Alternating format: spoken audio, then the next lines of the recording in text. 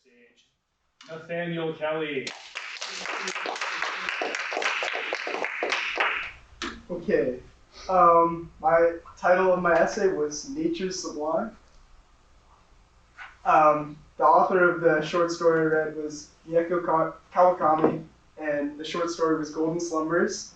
The story was prefaced with like COVID in Japan and how people reacted by going out and enjoying the cherry blossoms on the tree, kind of ignoring the state of global pandemic that was going on.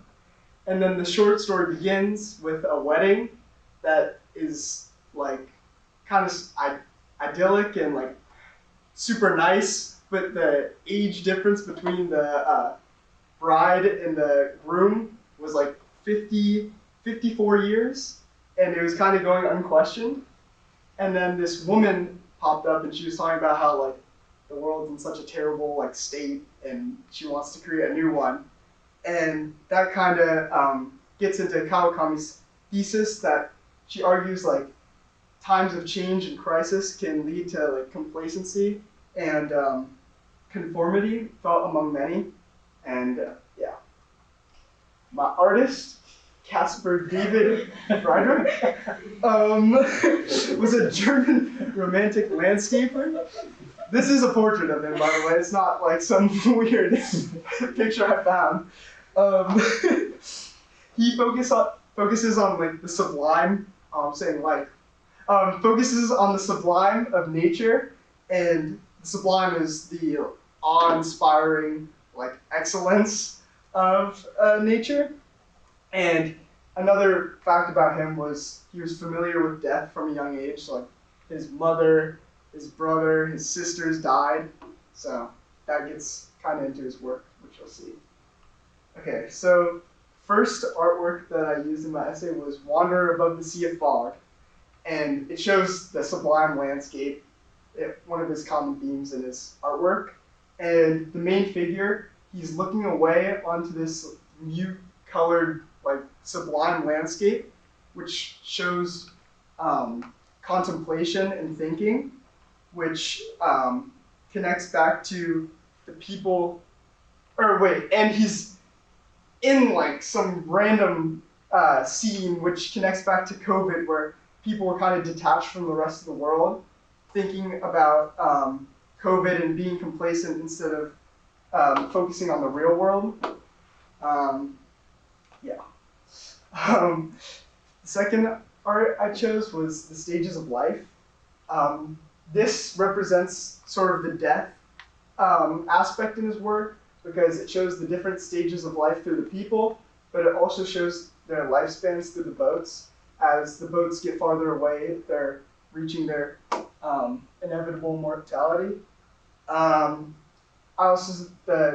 horizon line and the shore being separated by the sea shows the depth in the work, because it moves from left to right as it's closer to shore and getting further away, showing the boats moving further away.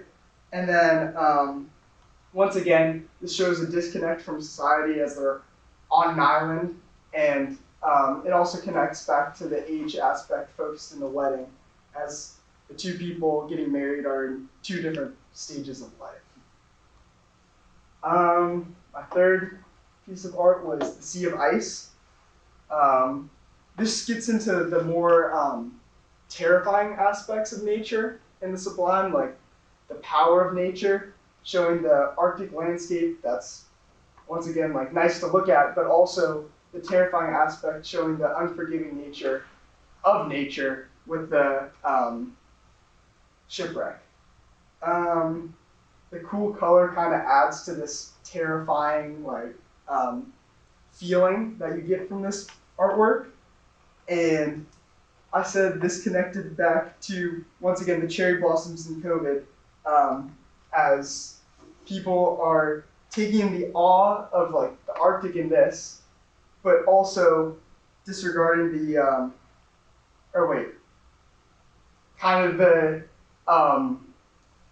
the scariness of nature. They're focusing on the beauty of nature through the cherry blossoms, but also they're amidst the terrifying aspects of nature and the global pandemic. Sorry. Okay, and then in conclusion, I thought this quote from Kawakami's article summed it up pretty well, the connection between Friedrich and Kawakami. Underneath the cherry blossoms, gazing up at the trees as if they had succumbed to mass hypnosis. And I think this sums it up because nature can often capture our attention and kind of disconnect us from the rest of the world, which Kawakami thinks is a bad thing because it takes us away from thinking about like societal norms and the bad aspects of society. And that's it.